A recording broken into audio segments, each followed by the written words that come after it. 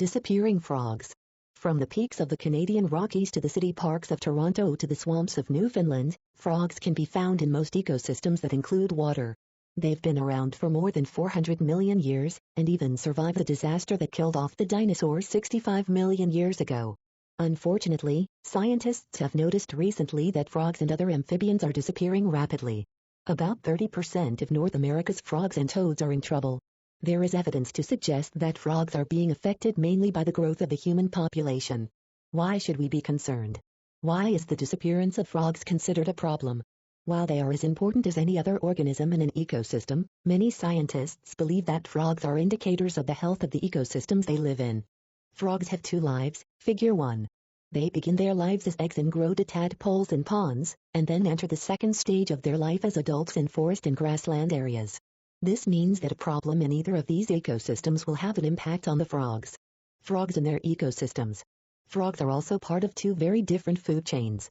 A food chain is a step-by-step sequence linking organisms that feed on each other, starting with a food source such as plants, producers, and continuing with animals and other living things that feed on the plants and on each other, consumers.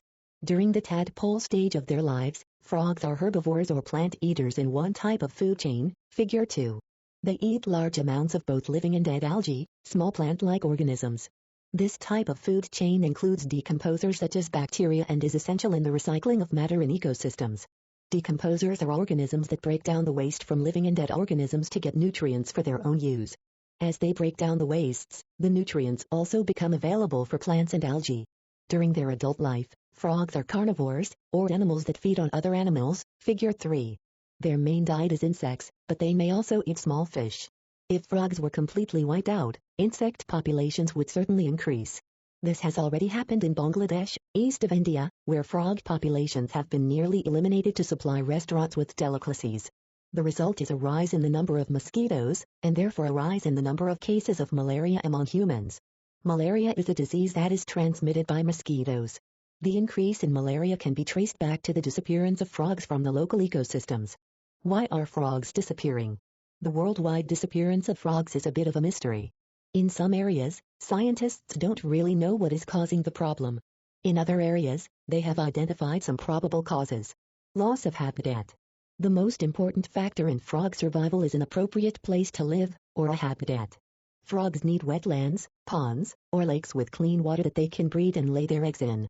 As adults, they need a place such as a forest or a field where they can catch insects. Human activities such as farming, forestry, road construction, and the growth of towns and cities take away valuable habitat from the frogs. Air and water quality.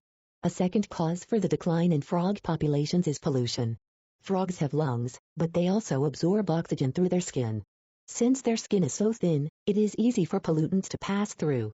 Acid rain is the most common pollution problem. An increase in the acidity of the water causes reproductive and growth problems for tadpoles.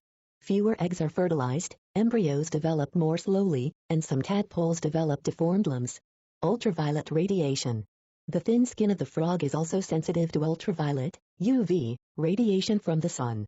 The amount of radiation reaching the Earth's surface is increasing because of the damage to the protective ozone layer, Figure 4. The rate of human skin cancer has also increased because of the increase in UV rays. This is another important reason to study the frog as an indicator of the health of ecosystems. Climate change. Human activities, such as those that use fossil fuels, contribute to global warming, which in turn causes climate changes. Frogs are affected by climate changes in local ecosystems. For example, if the climate becomes drier, frogs will likely lose some of their wetland habitat.